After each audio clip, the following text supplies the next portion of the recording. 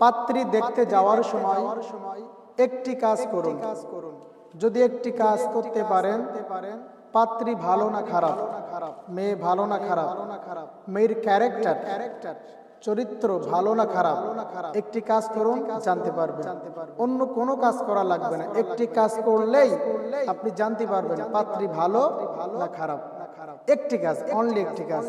কারণ এই সমাজে, এই সোসাইটিতে একটা রীতিনীতি চালু আছে, সেটা হলো মেয়ে দেখতে যেতে হয়, বিয়ের পূর্বে মেয়ে দেখতে যেতে হয়, মেয়েরাও ছেলে দেখতে আসে, এটা সমাজের নিয়ম।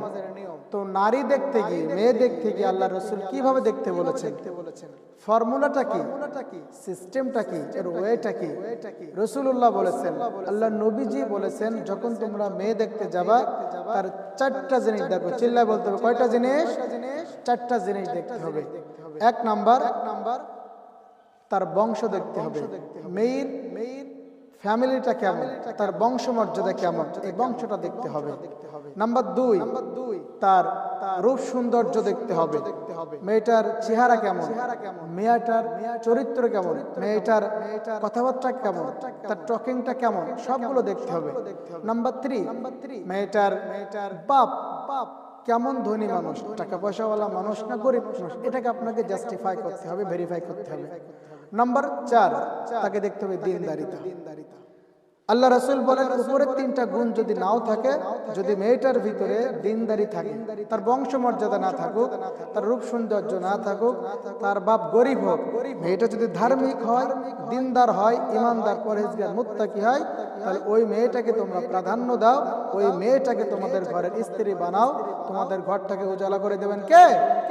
আল্লাহ পাক। তাহলে এমন স্ত্রীকে গ্রহণ করতে আল্লাহ রাসূল নির্দেশ দিয়েছেন।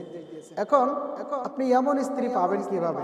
আপনি মেয়ে দেখতে গিয়েছেন, এই মেয়েটা ভালো না খারাপ, পাত্রী ভালো না খারাপ, জাস্টিফাই করবেন কিভাবে, জানবেন কিভাবে? একটা কাজ করুন, অনলি ফর একটা কাজ করুন।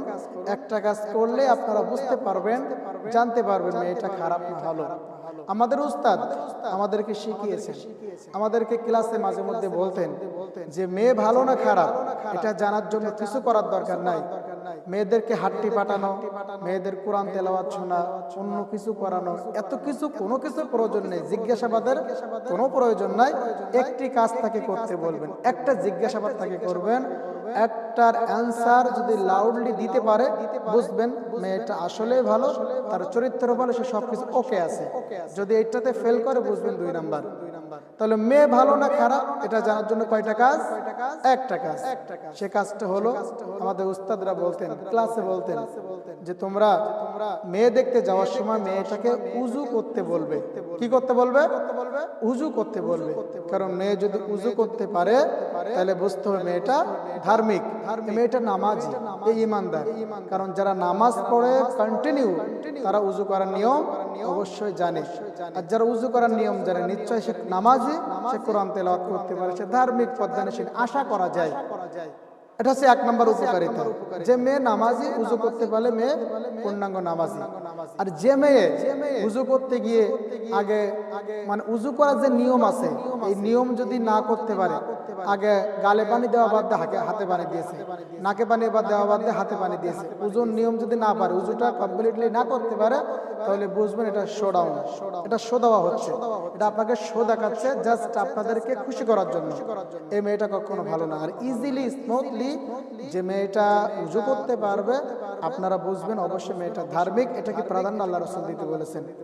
আর উজু করতে বলা আরেকটা ফজিলত হলো, মেয়েটা অথবা পাত্রীটা যদি আপনার সামনে মেক আপ করে আসে, যদি বিভিন্ন সোনো পাউডার, বিভিন্ন ক্রিম হাবি জাবি ইউজ করে আসে, কোনো পারফিউম মেখে আসে, উজু করার ফলে এগুলো সব ধুয়ে যাবে।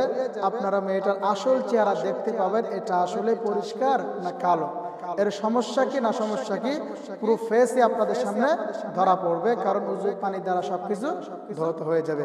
তাহলে একটি কাজ করুন, আপনার পাত্রী ভালো হবে না খারাপ হবে একটাতেই জানতে পারবেন।